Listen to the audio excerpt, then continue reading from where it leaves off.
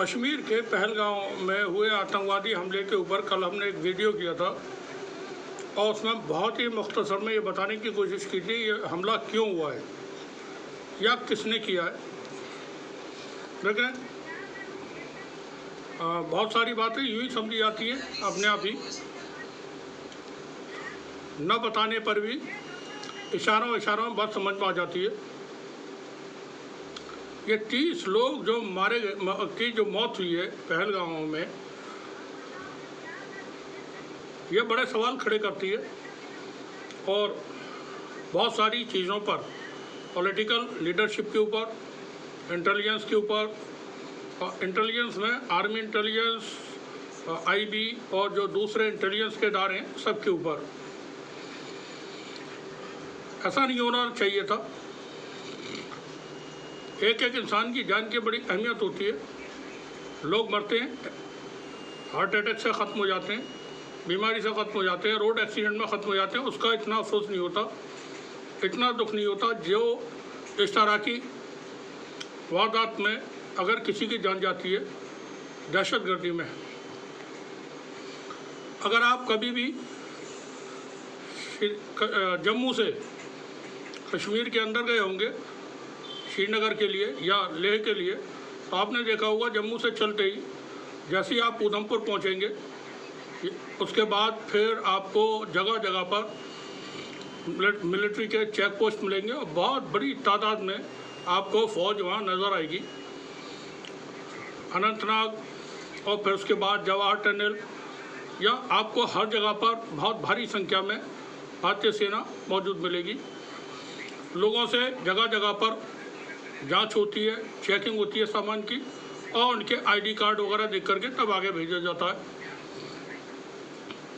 इसी तरह से जब आप श्रीनगर पहुंच जाते हैं तो वहां आप देखेंगे कि फ़ौज का बहुत डिप्लॉयमेंट है हर जगह पर। अच्छा, लोग जो जाते हैं वो जाते हैं टूरिस्ट, तो वो घूमने फिरने के लिए, तो उन जगहों पर जाते हैं जो बहुत ही ज़्यादा फेमस हैं, जैसे ये पहलगाम है या गुलमर्ग है या सोनामर्ग है या आपके डल लेक, वोलर लेक, आगे द्रास लद्दाख में, या फिर लेह वगैरह में, ज़ंस्कार, इन जगहों पर। ये बड़ी हैरानी की बात है जो खबरें हासिल हो रही हैं मीडिया से, वारदात के 1.5-2 घंटे बाद तक वह कोई सिक्योरिटी फोर्सेस नहीं थे। उनको इतना टाइम लगा कि 1.5-2 घंटा, जहाँ इतनी बड़ी तादाद में लोगों को आना है या पहुँचते ही हैं, हर रोज़ पहुँचते हैं, अचानक एक दिन नहीं पहुँचे थे जो कोई आए और वहाँ वारदात को करके सुरक्षित वापस भी लौट जाए। जैसा बताया जा रहा है सोशल मीडिया पर कि आतंकवादियों ने नाम पूछ करके, यानी धर्म पूछ करके गोलियां मारी, तो वो इतना कंफर्टेबल थे, इतना वक्त था उनके पास कि वो बाकायदा लोगों से बातचीत करके उनके आइडेंटिफिकेशन कर सकें, वरना यूँ ही डायरेक्ट गोलियां चला सकते थे, वारदात को अंजाम देते हैं और फिर वहाँ से वो चले जाते हैं। आपके पास ड्रोन कैमरा कहाँ है? आपके पास जो हाई सिक्योरिटी इलाके हैं, वो फ़ौज कहाँ थी, पुलिस कहाँ थी? जो कैमराज लगते हैं हाई डेफिनेशन के, कहाँ गए वो सारे के सारे? कौन देगा इसके जवाब? नहीं दे पाएंगे, कोई भी नहीं दे पाएगा। पहले ये सुने उमर अब्दुल्ला क्या कह रहे हैं, इनको सुनवाते हैं। करते हैं जिनके ऊपर ये वाक़या जो है, जिनके ऊपर ये सदमा हुआ है, जिनके साथ ये हुआ है, चाहे वो हमारे 25 जो हमारे मेहमान थे जो यहाँ छुट्टी मनाने आए थे, या हमारा अपना बहादुर नौजवान जिसने अपनी जान की परवाह नहीं की, दूसरों को बचाने के लिए अपने आप को कुर्बान किया। उसके साथ साथ मैं जम्मू कश्मीर के लोगों का बहुत ही ज़्यादा शुक्रगुजार हूँ कि उन्होंने किस तरह इस हमले के बाद बाहर आके इस हमले की मजम्मत की। कठुआ से लेके कुपवारा तक, पूरा चिनाब से लेके पीर पंचाल तक, शायद ही कोई ऐसा इलाका है जहां लोग अपनी मर्जी से बाहर नहीं आए और जहां लोगों ने बाहर आके इस हमले के खिलाफ एक ही आवाज में बात की और कहा कि ये हमारे लिए नहीं था, हम इसमें शामिल नहीं हैं। अब यहाँ पे मेरी सिर्फ एक मोहतबाना गुजारिश मुल्क के बाकी लोगों के साथ, मेहरबानी करके कश्मीरियों को दुश्मन मत समझिए। हम कसूरवार नहीं हैं। अगर एक तरफ से आप मान के चलते हो कि ये किया कराया पाकिस्तान का है, तो कश्मीर के लोग भी इसमें जो है वो न सिर्फ इसके खिलाफ है, हमने भी भुगता है 35 साल। जो कह रहे हैं अभी और बिल्कुल सही बात है। जो बात उमर अब्दुल्ला कह रहे हैं वो कश्मीर को लेकर के, कश्मीर के अवाम को लेकर के, कश्मीर की अवाम बहुत भुगत रही है। आप यकीन जाने जहां मुस्तकिल इतनी बड़ी तादाद में भारतीय फ़ौज मौजूद है, वहाँ आतंकवादी वारदातें होती हैं और फिर इतनी बड़ी तादाद में फ़ौज को देख करके लोग अपने आप डिप्रेशन में भी आ जाते हैं। सालों साल से वो फ़ौज मौजूद है, आए दिन घटनाएं होती हैं। ये घटना हुई क्यों? सवाल जो अहम है, घटना हुई क्यों? पुलवामा हुआ था, पुलवामा को लेकर के आज तक सवाल उठते हैं।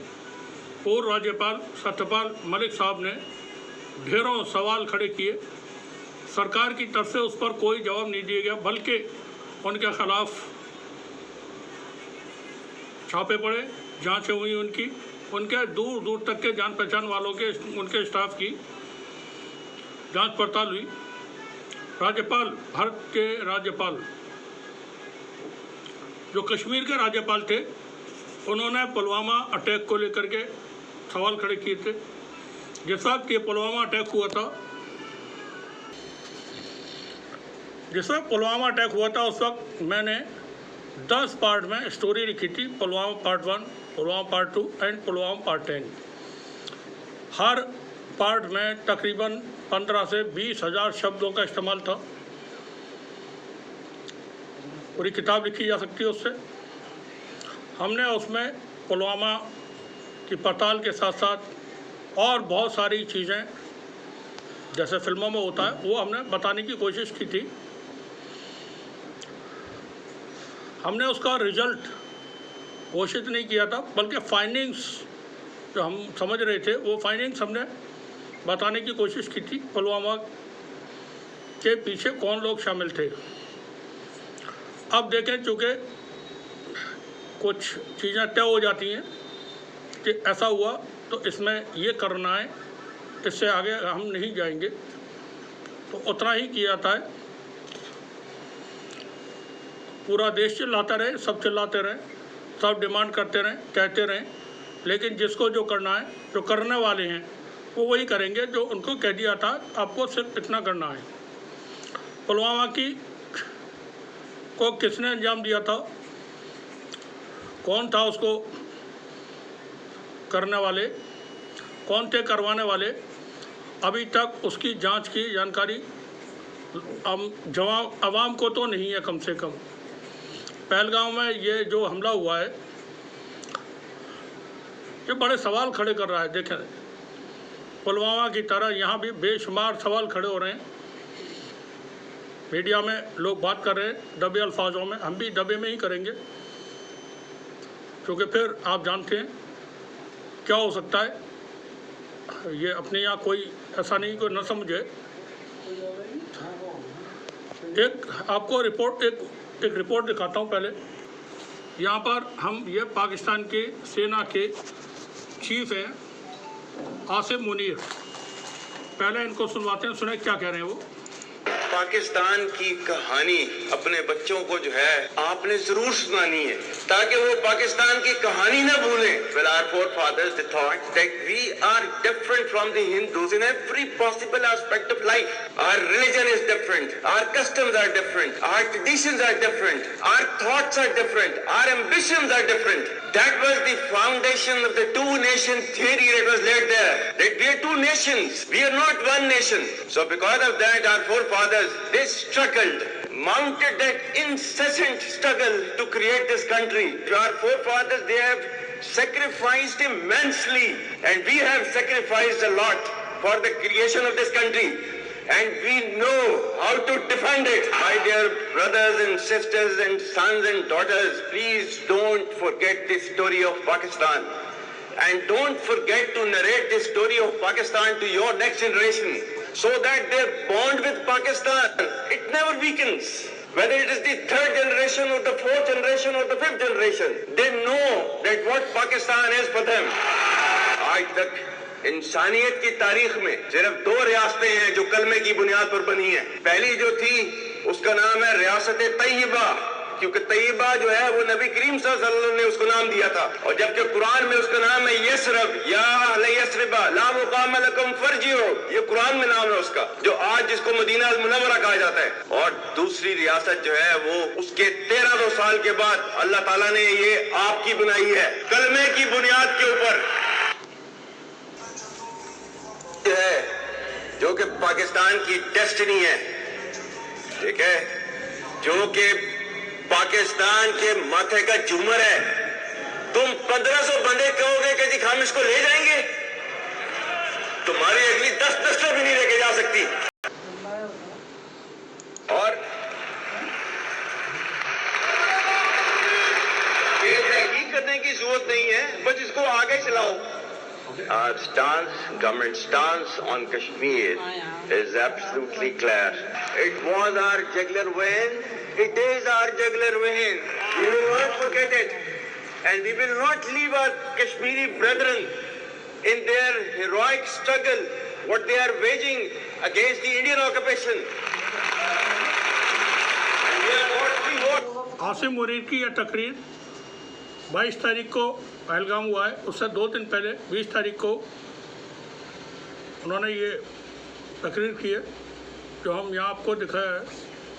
आप समझ सकते हैं. इसको मैं दोबारा दिखा रहा हूँ, आप सुने. और ये तहकीक करने की जरूरत नहीं है, बस इसको आगे चलाओ.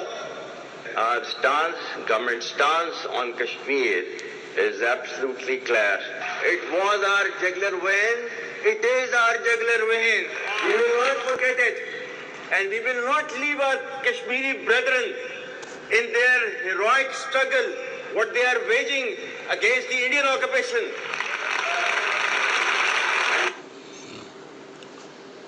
अब आपको समझ में आना चाहिए पहलगाम में जो हुआ है उसके पीछे कौन है. और अभी हम तफसीलों में बताएंगे तो आपको क्लियर हो जाएगा ये हुआ क्यों है, पीछे कौन है. ये तो आपको समझ में यहाँ आना ही चाहिए. हुआ क्यों है ये भी समझ में आ जाएगा. देखें, भारत और पाकिस्तान 1947 में बंटवारे के बाद से ही आपस में एक दूसरे को दुश्मन की नज़र से दिखते आए. क्योंकि ब्रिटिश राज जहाँ जहाँ था, जब वो वहाँ से अपना बोरिया बिस्तरा लपेट के गए तो इस तरह के बीज वो करके गए कि ये लड़ते रहें ताकि हमारा रोल जो है वो बरकरार रहे, ब्रिटिशर्स का रोल बरकरार रहे. इसलिए उन्होंने इस तरह के मामला तय कराए कि ये जो लोग लड़ते रहें, मुल्क लड़ते रहें. यहाँ पर हम आपको पाकिस्तान के एक बड़े मारूफ जर्नलिस्ट हैं नजम सेठी, उनकी रिपोर्ट में से कुछ हिस्से दिखाएंगे. और ये 1 महीना पुरानी है, जब पाकिस्तान में जाफर एक्सप्रेस की हाईजैकिंग हुई थी उस वक्त की. ज़रा सुने आप क्या बातचीत हुई है. ये पिछले साल हमने 30 और 31 अगस्त को किए हैं. वो रिकॉर्ड और 4 FC एहलकार बताए जाते हैं, बाकी सिविलियंस हैं, उनमें से कुछ शहादतें भी हुई, 21 के करीब मुसाफिर भी मारे गए। लेकिन जो लोग वहाँ रुदात बयान करते हैं वो खौफनाक है। बलूचिस्तान के हालात एक बार फिर ट्विटर के ऊपर ज़ेर बहस आते हैं, सोशल मीडिया पे और टीवी पे ज़ेर बहस है। लेकिन आपने जब ये रिपोर्टिंग देखी, ज़ाहिर है आपने या तो जो हमारे प्राइवेट टीवी चैनल्स हैं वो देखे होंगे, उनके टिकट्स देखे होंगे, या बाकी जो ग्लोबली इसको रिपोर्ट किया जाता है वो सब ऑब्जर्व किया होगा। आप एंटिसिपेट कर रहे थे कि इसमें ये कोई वाकया हो सकता है, या ये आपके लिए भी गैर मामूली वाकया था जिस तरह से प्लान किया गया? देखिए, एलिमेंट ऑफ सरप्राइज तो था, क्योंकि इतने बड़े अभी तक कुछ नहीं हुआ था। इसमें कोई शक नहीं है कि 2005 से लेकर 2017 तक 64 अटैक्स हुए हैं ट्रेन के ऊपर बलूचिस्तान के अंदर। कितने? 64। इसमें से 60 से ज्यादा लोग मारे गए हैं, और ये सारी बलूच लिबरेशन मूवमेंट के जो इंसर्जेंट्स हैं उन्होंने किए हैं। तो ये सरप्राइज तो नहीं था, ये तो हो रहा था जी। इसके अलावा अभी क्वेटा रेलवे स्टेशन पे नवंबर पिछले 24 वहाँ एक बहुत बड़ा सुसाइड अटैक हुआ जी, जिससे 25 लोग मारे गए और मेरा ख्याल है 50 से ज्यादा लोग इंजर्ड थे जी, 50 के करीब। तो मतलब ये है कि ये it didn't come as a surprise. The shock is के इतने बड़े पैमाने पे क्या वही जो पहले चल रहा था ठा ठा ठा ठा ठा ठा उस किस्म की चीज, मगर ये कि इतनी बड़े पैमाने के ऊपर आके उन्होंने अटैक किए, इसकी ये शॉक पहुंचा थोड़ा सा। अच्छा, मगर शॉक पहुंचना नहीं चाहिए था। इससे पहले भी बहुत बड़े पैमाने पे अटैक्स हुए हैं, मच जेल के ऊपर हुए हैं और भी बड़े हुए, मैं आई कैन नेम देम, जहां 30-30, 25-25 इंसर्जेंट्स ने आके हमले किए हैं सो ऑन। तो ये बट क्योंकि ये इतने उसके अंदर फौजी जवान थे जो अपनी फैमिलीज के साथ घर जा रहे थे, तो it became a big issue. और ट्रेन की हाईजैकिंग एक किस्म की, अटैक्स तो हमने देखे थे रेलवे स्टेशन के ऊपर, ट्रैक्स के ऊपर उड़ा देते थे, मगर ट्रेन को हाईजैक कर लेना ये पहली दफा ऐसे हुआ, और हॉस्टेज बना लेना, फिर लोकेशन का इंतखाब देखें, इजी नहीं था operation. So that is why इसमें ये लगता है ऐसे था कि इट्स हाईली प्लान्ड। और ये प्लानिंग जो है, weapons planning, intelligence, travel, communication, all this, ये एक इस किस्म के गुरिल्ला मूवमेंट के पास ये फैसिलिटीज नहीं है। आप जब उनके लोगों को देखते हैं तो जिस किस्म के ड्रेसेस पहने हुए हैं, बूट्स पहने हुए हैं और हथियार लिए हुए, दीज आर सप्लाइड। तो ऑब्वियसली फॉरेन इंटरवेंशन तो है, उसके बगैर इस किस्म की चीज हो नहीं सकती थी जी। सो पहली बात तो ये कि मगर क्या हमें पता नहीं था कि फॉरेन इंटेलिजेंस और फॉरेन सपोर्ट है इस इंसर्जेंसी को? पता है, हम तो खुद कहते रहे कि 2009-10 में जब मिस्र के शहर शर्म शेख के अंदर एक मीटिंग हुई थी with Yusuf Raza Gilani as our prime minister, Manmohan Singh as Indian prime minister, उसके अंदर जो कम्युनिके निकली थी उसमें भी हमने जिक्र किया था कि बलूचिस्तान के अंदर थ्रेट्स आ रही हैं, और हमने इंडिया की पाकिस्तान की जो कम्युनिके थी उसके अंदर उसका जिक्र ले आए थे। तो ये इशारा यही था ना कि इंडिया करा रहा है। और इसके ऊपर फिर जब मनमोहन सिंह साहब वापस गए थे तो बड़ा शो पड़ गया था, आपने क्यों बलूचिस्तान का जिक्र क्यों आने दिया? मगर क्यों ना आने देते? उसकी वजह यह है कि ये कोई छुपी हुई बात नहीं है ना, ये तो इंडिया की नेशनल सिक्योरिटी एडवाइजर दोवल साहब ने, अजीत दोवल साहब ने, उनके तो क्लिप्स है, मेरा ख्याल है आपके पास भी होगा, आप तो खुद कहते हैं कि हमने अब अगर ये कश्मीर में ये कर रहे हैं तो हम अब बलूचिस्तान को अलहदा कराएंगे, और ये बहुत पुराना मंसूबा है। सुना दे? हाँ सुना दे। 2014 में तो ये इसीलिए पॉइंट इसको दिखाएं, इसलिए मतलब ये शॉक, ये सरप्राइज नहीं होना चाहिए था ये कि India is organising and supporting, number 1, number 2 that train के ऊपर अटैक्स आ रही हैं और यही कुछ ना कुछ होगा, डिफेंसिव ऑफेंसिव डिफेंस, ठीक। तो यहीं पर कुछ ना कुछ होगा। आप गौर करें, यहाँ पर नजम सेठी साहब जो कह रहे हैं यहीं पर कुछ ना कुछ होगा। आगे जब सुनेंगे तो ये लगभग कंफर्म कर देते हैं कि अब भारत के अंदर कश्मीर में कुछ होगा, और वो कहते हैं कि अब ये पानी सर से ऊपर जा चुका है और पाकिस्तान की सेना ऐसे ही नहीं रहेगी बहुत दिन तक। और सुने। जो सारा जिक्र तो आ गया, उन्होंने उनकी पॉलिसी है टू डिस्टेबलाइज यू, और उनसे जब आप बात करते हैं तो वो कहते हैं दिस इज पे बैक टाइम। आपने 90 की दिहाई में और पहले नई सदी की दिहाई में, पहली दिहाई में आपने जो कश्मीर के अंदर जो असिस्टेंस दी है कश्मीरी फ्रीडम फाइटर्स को फॉर बाय पाकिस्तान, तो उसका ये पे बैक टाइम है। तो ये आज जो ये किया है, अब इसको आप कंपेयर कर सकते हैं कि जिस किस्म का रिएक्शन यहाँ आया, क्योंकि मुंबई के बाद हिंदुस्तान के अंदर rules of the game change हो गए थे, और आज हम सुन रहे हैं कि हम रूल्स ऑफ द गेम को चेंज करने जा रहे हैं। ये यहाँ से आप बहुत ही अहम बात है जो नजम सेठी यहाँ बोल रहे हैं, और ये चेहरे पे मुस्कुराहट देखें कितना उनको एतमाद है अपनी बात को कहते हुए कि रूल्स ऑफ गेम चेंज हो गए। हम यहाँ सुन रहे हैं पाकिस्तान में, पाकिस्तान की फ़ौज की तरफ से क्या वो अब कुछ एक्शन लेंगे। DGISPR ने कहा कि इसके बाद rules of the game change हो गए। तो ये बाद में हम डिस्कस करेंगे कि रूल्स ऑफ द गेम हम कैसे चेंज करेंगे और क्या चेंज, और इसका मतलब क्या है, आई विल एक्सप्लेन। मगर अभी तो सिर्फ ये है, ये वीडियो हम इसलिए दिखा रहे हैं आपको, 1 महीने पहले का वीडियो है ये, जब पाकिस्तान के अंदर बलूचिस्तान में जाफर एक्सप्रेस हाईजैक हुई थी और कुछ लोग मारे गए थे। 35 या 33 लोग थे पाकिस्तानी उस हमले में या हाईजैकिंग में मारे गए थे, जिसमें सेना के लोग भी थे। उस वक्त ये बात हो रही है कि रूल्स ऑफ गेम चेंज हो गए और अब सेना जो है बहुत वक्त तक वैसे ही नहीं बैठेगी, कुछ होगा। सुने सवाल आपने पूछा कि did it come as a surprise to me? No, what was shocking was कि इतनी जल्दी ये हो गया और इतने बड़े पैमाने पे उन्होंने किया, and it was a suicide mission. अब देखिए, सुसाइड मिशंस जो है आमतौर पे इंसर्जेंट्स करते हैं वो आर रिलीजियसली मोटिवेटेड। सेशनिस्ट जो होते हैं वहाँ देयर इज अ प्रॉब्लम। आज किसी ने सवाल पूछा राना सनाउल्लाह साहब ने कि जी क्या जिम्मेदारी जो है ये बलूचिस्तान की जो सिविलियन हुकूमत है उसकी है या किसी और की है। सिर्फ कंफ्यूजन तो पैदा हुई मेरे जहन में जब DGISPR ने इसके बरखिलाफ जवाब दिया, जब उनसे ये सवाल किया गया 12 मार्च को। DGISPR ने क्या कहा? जी हाँ, जाहिर। फिर अक्टूबर दो चाइनीज को मार दिया गया और चाइनीज कॉन्वॉय था कराची एयरपोर्ट के करीब, वहाँ फिर अक्टूबर 30 को एक कंस्ट्रक्शन साइट थी डैम पंजवी में मकरान के अंदर, वहाँ नवंबर 9 को ये इधर कोयटा में जो हुआ, जो इससे जिक्र मैंने किया। फिर नवंबर 17 को सिक्योरिटी पर्सन। ये जो आतंकवादी हमले पाकिस्तान के अंदर नजम सेठी के नारे हैं उसमें ये भारत का हाथ बताते हैं कि ये भारत पाकिस्तान के अंदर करवा रहा है। सुने 7 मार दिए गए हालात के अंदर, जनवरी में फिर 5 मार दिए गए एंड सो ऑन।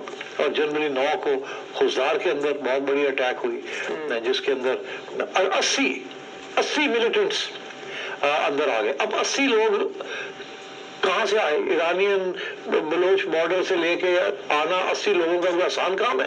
80 लोगों की तो पूरी एक छोटी सी बटालियन बन जाती। तो वो मतलब आया और किसी को पता नहीं है, आ रहे हैं जा रहे हैं, हमारी कोई सैटेलाइट सर्वेलेंस नहीं है। तो मतलब इट्स अ ह्यूज एरिया, जहाँ से चाहे वो आ सकते हैं।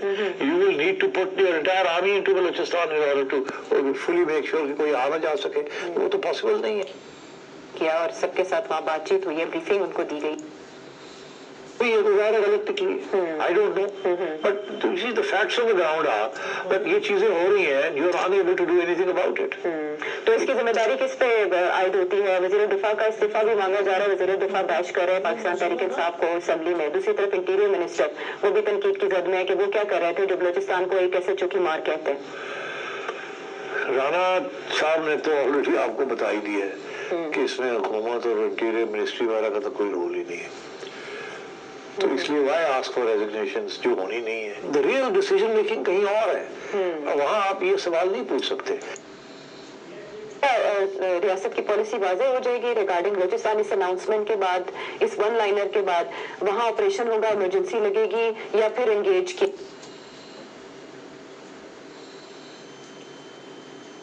हाइटन होगी, मिलिट्री कमांड और डायरेक्टली इन्वॉल्व हो जाएगा इन ऑल दिस, और फोर्सेस भेज दी जाएगी, अच्छी बात है ये, दिस गुड, बट मेरा ख्याल है रूल्स ऑफ द गेम जो चेंज हो रहे हैं वो ये नहीं है। फिर किसके लिए हो रहे हैं और क्या हो रहा है? रूल्स ये सुने, बहुत ही अहम बात है जो अब बोल रहे हैं। हम ये दिखाने की कोशिश कर रहे हैं, बताने की कि इंटेलिजेंस को क्यों नहीं मालूम था कि कुछ होने वाला है। रूल्स ऑफ द गेम ये है, जैसे इंडिया ने rules of the game change किए थे कि आपके ऊपर उन्होंने स्ट्रेटेजिक स्ट्राइक्स की थी, आपको धमकी दी थी, ठीक, उन्होंने ऑफेंसिव डिफेंस कर दिया था जी। तो अब आप भी कोई ऑफेंसिव डिफेंस करेंगे या नहीं करेंगे? और इंटरेस्टिंग बात यह है कि आपका offensive defence can not be against India. आप तो पहला फॉरेन ऑफिस का जो बयान था हमारा, उसमें से इंडिया का तो जिक्र ही नहीं था। अब पार्लियामेंट के अंदर भी बातें शुरू हो गई कि इंडिया इज बिहाइंड इट, ठीक है, मगर उसकी वजह ये है ना कि हमारे पास जो भी एविडेंस है, we have not presented it to the world. हमने कोई serious attempt to present any links between the BLA और BLF on the one side and the Indian establishment or the national security establishment on the other side नहीं है। अगर लोग यहाँ से राजस्थान में जाके ट्रेन हो रहे हैं तो क्या एविडेंस है आपके पास? कोई सैटेलाइट एविडेंस है आपके पास या कोई और एविडेंस है आपके पास कि बलोच लोग जो इंडिया जाके ट्रेन हो रहे हैं या इंडियन ट्रेन स्ट्रक्चर आके उनको बलोचिस्तान के अंदर जो कैंप्स है अफगानिस्तान में वहाँ कर रहे हैं? तो if there is such evidence, then you must present it. And if you don't have it, you should get it, for God's sake. What's the big deal? इतने आपके असासे हैं अफगानिस्तान के अंदर या होने चाहिए after 40 years of intervention in Afghanistan. कोई तो असासे आपके होने चाहिए। अगर आपकी ह्यूमन इंटेलिजेंस वहाँ नहीं है तो फिर क्या आपके पास? तो what have you been doing? तो इसलिए I think it's time to change the rules. The rules मैं आपको बता दूँ. What does it mean to change the rules? It means taking the war to Afghanistan, not against the Taliban, but against those who are waging war against Pakistan. It means taking the war to the BLA and their camps. It means taking the war to the TTP and their camps. It means वही चीजें जो बाकी intelligence एजेंसियां करती हैं, which is select targeting, assassinations, strategic raids. This is changing the rules. This is what India did. ये जो Balochistan offensive है India is strategic. Right. So what are you going to do? आपके कौन से strategic options हैं? आपके पास 2-3 strategic options हैं। एक, आप फिर वो टूटी खोल दें कश्मीर वाली। To tell India, अच्छा ये बात है, ये हम टूटी खोल रहे हैं, फिर जहादी जाएंगे। समझ में आ रहा है आप लोगों को? जो ये वीडियो हमारा देख रहे हैं, क्या उनको ये समझ में आ रहा है जो नजम सेठी 1 महीने पहले बता रहे हैं?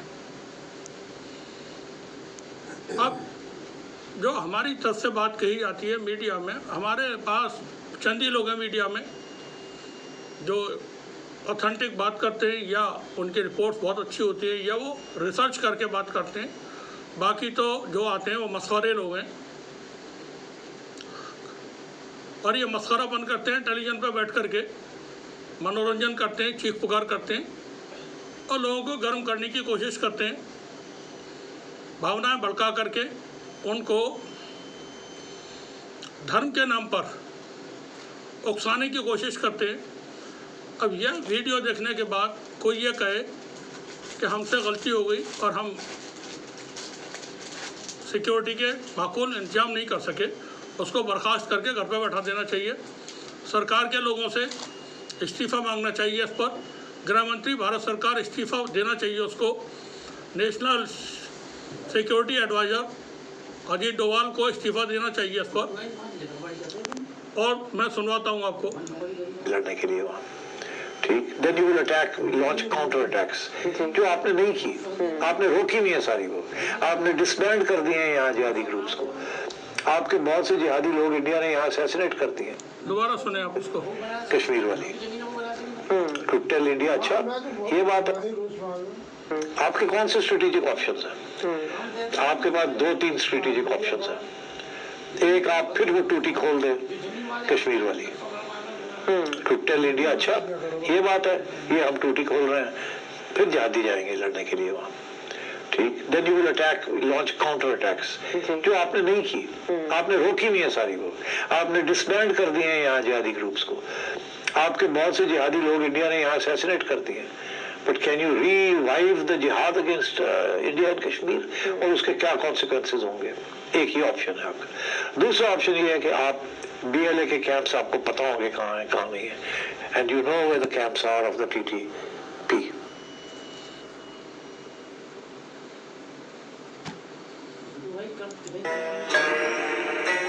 याद रखूंगा, तुझे याद रखूंगा। 20 बरस जेल में रह, बहुत जान है तेरे हाथों में। ये हाथ लगाम पकड़ के घोड़े को बिठा देते। बहुत जान है तेरे हाथों में। ये बहुत ही दुख के सीन हैं, बहुत ही दुख की बातें हैं। यहाँ पर आप देखेंगे भारतीय नौसेना के जो अधिकारी थे विजय नरवाल, ये उनका शरीर यहाँ मौजूद है, उनका कफन है, और उनके परिजन यहाँ मौजूद है, उनकी पत्नी मौजूद है और रो रही हैं, बिलख रही हैं। इनके आंसुओं का जवाब कौन देगा? कोई नहीं, किसी को मतलब भी नहीं। लेकिन ये जो व्यवस्था है, जमी जमाई व्यवस्था, 12th फेल, अगर आपने फिल्म देखी हो 12th फेल, विदु विनोद चोपड़ा की अभी जल्दी ही आई थी, तो ये जमी जमाई व्यवस्था है। इस व्यवस्था को कोई मतलब नहीं किसी से। कौन मरता है मर जाओ,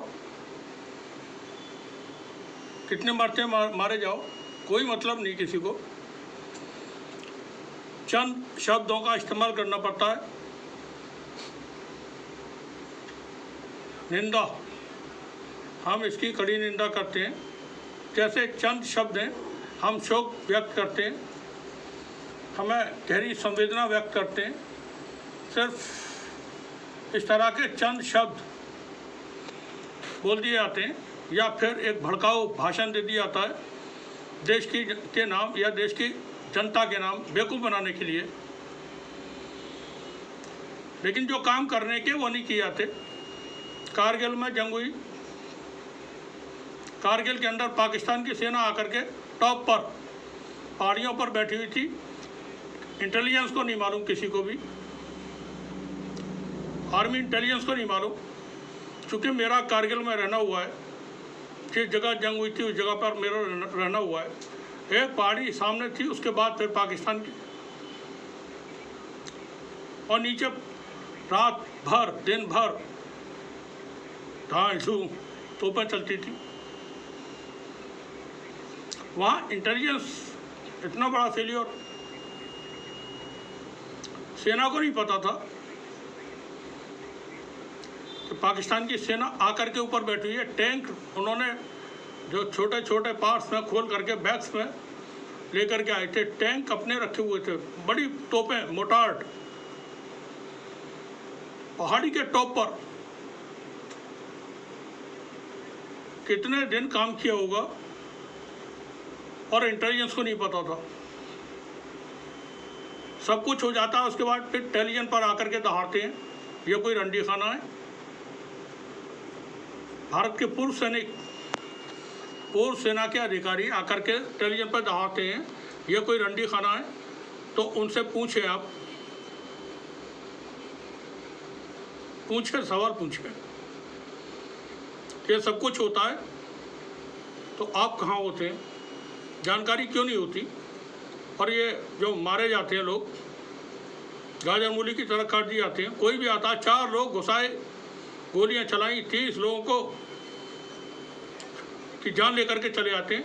और बहुत सारे क्रिटिकल कंडीशन में अस्पताल में एडमिट हैं, जिसमें से अभी नहीं मालूम, खुदा उनको सबको सलामत रखे, उनकी सेहत अच्छी हो, जल्द बेहतर हो, सेहतमंद हो। हमारे नेताओं को कोई फ़र्क नहीं पड़ता, किसी को सुन लें। 85 करोड़ लोग राशन सरकार से लेकर के खा रहे हैं।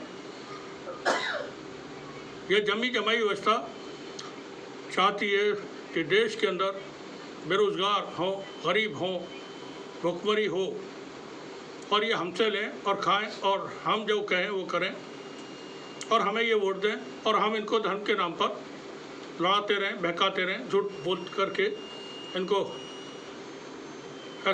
फैलाते रहें। यह जमी जमाई व्यवस्था है, इसको आप ब्रेक नहीं कर सकते। ये आरएसएस की व्यवस्था है जो देश में इस वक्त है, इसको आप ब्रेक नहीं कर सकते। मैं एक और दिखाता हूँ अभी रिपोर्ट, और ये रिपोर्ट है रवीश कुमार की। चंद हिस्से इसमें से आपको दिखाता हूँ, देखें आप। किसी की जान जाती है, किसी को शर्म आती है, कोई आंसू बहाता है तो कोई मुस्कुराता है। कश्मीर में इतने लोगों की जान चली गई। प्रधानमंत्री मोदी बिहार में जा कर के ठट्टे लगा रहे हैं नीतीश कुमार के साथ मंच पे बैठ कर के। शर्म नहीं है ना? बिल्कुल भी नहीं है शर्म। घर छोड़ के चले आए थे बचपन में, बीवी छोड़ करके चले आए थे जवानी में, थैला उठा करके चल देंगे बुढ़ापे में। कहाँ चले जाएंगे? शायद वो जो उसने एक अलग देश बनाया है, कौन सा साधु था वो सन्यासी, चिन्यानंद, उसका ठीक से मुझे नाम याद नहीं, साउथ इंडिया का एक अलग देश बना लिया उसने, शायद वहाँ चले जाएं, वहाँ का के प्रधानमंत्री राष्ट्रपति बन के।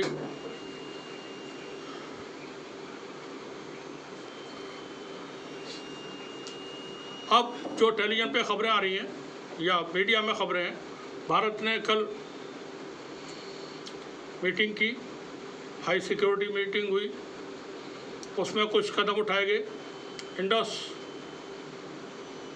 सिंधु रिवर जो समझौता है उसको रद्द किया। पाकिस्तान के जितने नागरिक हैं उनके वीज़े कैंसिल किए और उनको टाइम दे दिया 48 घंटे में देश छोड़ने का। कारोबार जो व्यापार है पहले से बनता, उसको रद्द कर दिया गया है। डायरेक्ट व्यापार हो भी नहीं रहा था, वो वाया थर्ड कंट्री यूएई हो रहा था। भारत यूएई अपना सामान बेचता था, वहाँ से पाकिस्तान खरीदता था, पाकिस्तान यूएई बेचता था, वहाँ से भारत खरीदता था। यह व्यापार चल रहा था, शायद वो चलता रहेगा। क्रिकेट का समझौता ख़त्म करें फ़ौरन, जिसमें जय शाह अमित शाह का बेटा बैठा हुआ है, फ़ौरन ख़त्म हो। क्रिकेट नहीं खेलेंगे भारत और पाकिस्तान बिल्कुल भी, किसी भी लेवल पर। उसको रद्द करें फ़ौरन इसी वक्त।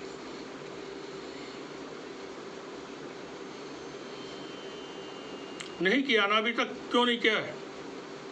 बड़ा व्यापार है, कारोबार बहुत बड़ा है, बेशुमार दौलत है उसमें भी, उसका ख़त्म करें ना। आज पाकिस्तान ने भी जितने नागरिक हैं भारत के पाकिस्तान के अंदर, उनको 48 घंटे का टाइम दे करके सारे वीज़ा रद्द कर दिए, शिमला समझौता रद्द कर दिया है। और दोनों मुल्क इस तरह के बयान आ रहे हैं जैसे कोई वॉर होगी। लड़ी लें दोनों मुल्क एक बार, ताकि जो भड़ास है वो निकल जाए। और जो हमारे टेलीविज़न पर आकर के चीखते पुकारते हैं कि अब बिल्कुल चढ़ाई कर देनी चाहिए, पीओ को छीन लेना चाहिए, और प्रधानमंत्री ने भी कहा है मिट्टी में मिला देंगे, तो अब मिट्टी में मिलाएं और जंग हो ही जाए, पाकिस्तान ख़त्म हो, ना हो न बांस न बजे बांसुरी, ये रोज़ रोज़ का झंझट ख़त्म हो। जैसे यूक्रेन के ऊपर रूस ने हमला किया,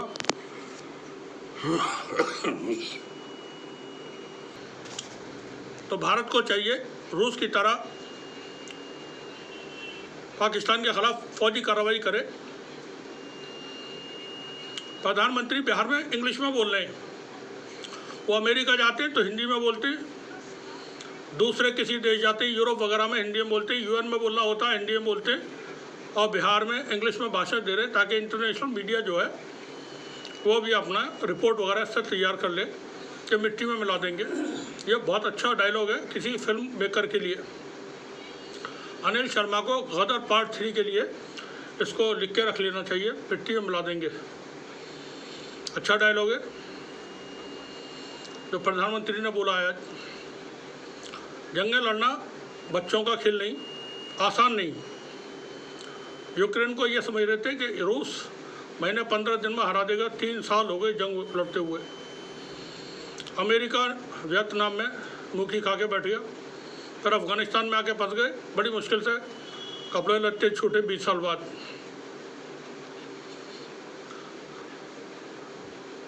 डेढ़ साल से 2 साल तकरीबन होने को है। 7 अक्टूबर 2025 को 2 साल हो जाएंगे हमास और फ़लस्तीन की जंग को। हमास कोई मुल्क नहीं है, किसी मुल्क की फ़ौज नहीं है, चंद लोग हैं 25-30 हज़ार इसराइल की पूरी फौज को उन्होंने नाक और चने तले चने चबा दिए। भारत और पाकिस्तान की अगर जंग होती है, क्या दोनों मुल्क इस पोजीशन में हैं कि जंग लड़ सकें? इनके पास इतने वेपन हैं और किस लेवल की जंग लड़ेंगे? दोनों के पास न्यूक्लियर वेपन है। कन्वेंशनल वॉर होती है अगर, फुल स्केल वॉर, पूरे फ्रंट खुल जाते हैं, कश्मीर से लेकर के गुजरात तक 3600 किलोमीटर शायद बॉर्डर है। तो जंग को कैसे रोका जाएगा आगे चल के? 1000 विमान भारत के पास कम है, जितना होना चाहिए भारतीय वायुसेना के पास। तेजस पे काम चल ही रहा है, वो अभी अवेलेबल नहीं है। राफेल हमको जितने चाहिए थे मिले नहीं। अमेरिका से F-35 खरीदने हैं, वो मिलेंगे जाके 2030 में, 29 में, 30 में। प्रधानमंत्री मोदी बता रहे हैं कि हमने सियाचिन पर 4G और 5G इंटरनेट स्थापित कर दिया, जहां बहुत छोटी छोटी चीज़ें आसानी से नहीं पहुंचती हैं वहां पर। तो आपको मालूम है चाइना ने 10G 168 मुल्कों में शुरू कर दिया है। 10G पूरी दुनिया एकदम भौचक्का रह गई है। डीप सीक के बाद जो चाइना ने ये काम किया है 10G वाला, अभी दुनिया के मुल्क 5G से 6G पर जाने के लिए सोच रहे हैं और कुछ मुल्क 6 और 7G पर। चाइना ने 10G इंटरनेट की 10G सेवा 168 शहरों में शुरू कर दी है। तो क्या भारत और पाकिस्तान की इकोनॉमी ऐसी है जो अगर जंग हो तो जंग का बोझ सह लेंगी? 85 करोड़ लोग 5 किलो के थैले पर जिंदगी जी रहे हैं। लाखों लाख युवा बेरोजगार घूम रहे हैं।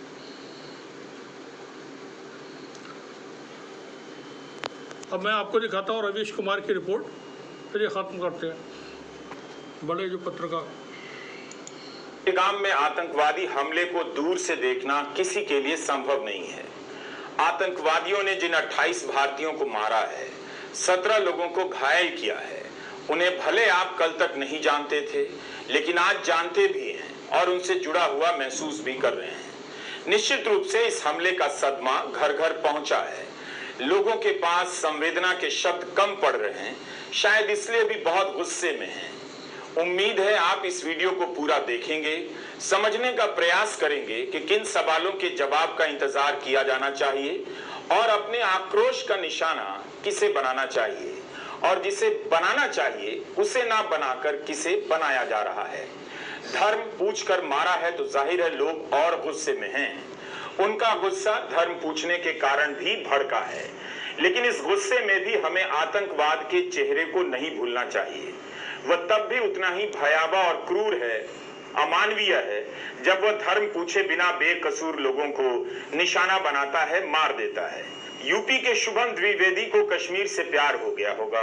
कानपुर के रहने वाले शुभम की इसी फरवरी में शादी हुई। शादी के बाद भी गए और कश्मीर इतना अच्छा लगा, फिर से गए।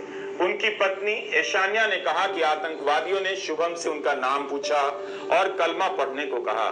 जब नहीं पढ़ पाए तो सर में गोली मार दी। उनकी पत्नी ने आतंकवादियों से कहा कि मुझे भी मार दो, तो आतंकवादियों ने मना कर दिया और कहा जाकर अपनी सरकार को बता दो हमने क्या किया है। पुणे की असावरी जगदाले का बयान छपा है। उनके पिता से कलमा पढ़ने को कहा, जब नहीं पढ़ पाए तो गोली मार दी। हरियाणा के लेफ्टिनेंट विनय नरवाल की शादी तो 16 अप्रैल को ही हुई थी। हिमांशी के साथ कश्मीर गए।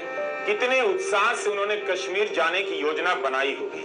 उनकी जिंदगी की नई शुरुआत कश्मीर से हो रही थी, लेकिन आतंकवादियों ने हमेशा हमेशा के लिए जख्म दे दिया। कर्नाटक की पल्लवी और उनके बेटे की तस्वीरें तमाम अखबारों में छपी हैं। उनके पति मंजूनाथ की भी हत्या कर दी गई। न देखा जाता है न दिखाया भी जाता है। 43 वर्षीय प्रशांत कुमार सतपथी ओडिशा के बालासोर जिले के सारागांव पंचायत के मूल निवासी थे। जब आतंकवादियों ने गोलीबारी की तब वो अपनी पत्नी और 9 साल के बेटे के साथ थे। गोलीबारी की चपेट में आ गए और मौके पर ही उनकी मौत हो गई। पहलगाम के ही सैयद आदिल हुसैन शाह को आतंकवादियों ने क्यों मारा होगा? आदिल पहलगाम में घोड़ा चालक के रूप में काम करते थे। परिवार में कमाने वाले अकेले थे। ये किस्से नहीं हैं, हादसे हैं। अलग अलग अखबारों में पढ़ते पढ़ते सब कुछ धुंधला सा होने लगा। उन लोगों के नाम बार बार घूमने लगे जिसे सरकार ने जारी किया है। सुशील नाथियाल, सैयद आदिल हुसैन शाह, हेमंत जोशी, विनय नरवाल, अतुल श्रीकांत मोनी, नीरज, विपिन अधिकारी, सुदीप न्यूपाने, शुभम द्विवेदी, प्रशांत कुमार सतपथी, मनीष रंजन, एन रामचंद्रन, संजय लक्ष्मण लाली, दिनेश अग्रवाल, समीर गुहार, दिलीप दसाली, जे सचांद्रा मोली, मधुसूदन सोमी सेट्टी, संतोष जगड़ा, मंजुनाथ राव, कस्तूबा गनवोते, भारत भूषण, सुमित परमार, यतेश परमार, तगे हालिंग, शैलेश भाई, हिम्मत भाई, कलाथिया। इनमें नौसेना के अधिकारी हैं, आईबी के अधिकारी हैं जो कश्मीर घूमने गए थे। अरुणाचल प्रदेश, ओडिशा, पश्चिम बंगाल, बिहार, यूपी, उत्तराखंड, हरियाणा, तेलंगाना, कर्नाटका, केरला, तमिलनाडु, महाराष्ट्र, गुजरात, चंडीगढ़ और नेपाल के लोग पहलगाम गए थे। आतंकवादियों ने एक साथ कितने परिवारों और कितने राज्यों में अपनी दहशत पहुंचा दी है। यह वक्त है इन सभी को अपनी प्रार्थनाओं और यादों में शामिल रखने का। दर्जनों परिवार हमेशा हमेशा के लिए इन जख्मों की चपेट में आ गए। आतंकवाद जब हमला करता है तो पुराने हमलों में मारे गए लोगों के परिवारों में भी जख्मों को हरा कर देता है। आम नागरिक से लेकर सेना, अर्धसैनिक बलों और पुलिस के जवानों के परिवारों में भी 21 अप्रैल को फिर से हमला हुआ होगा। जिस जगह पर हमला हुआ है वह दक्षिण कश्मीर का सबसे लोकप्रिय इलाका माना जाता है। इसकी सुंदरता को निहारना कश्मीर आने वाले लोगों की चाहत का हिस्सा माना जाता है। अब इस पर दाग लग गया। बैसरन को छोटा स्विट्जरलैंड कहा जाता है। इसके भरोसे स्थानीय पर्यटन का कारोबार फलता फूलता रहा है, लेकिन अब सब पर मारे गए लोगों का खून बह रहा है। आतंकवाद ने इस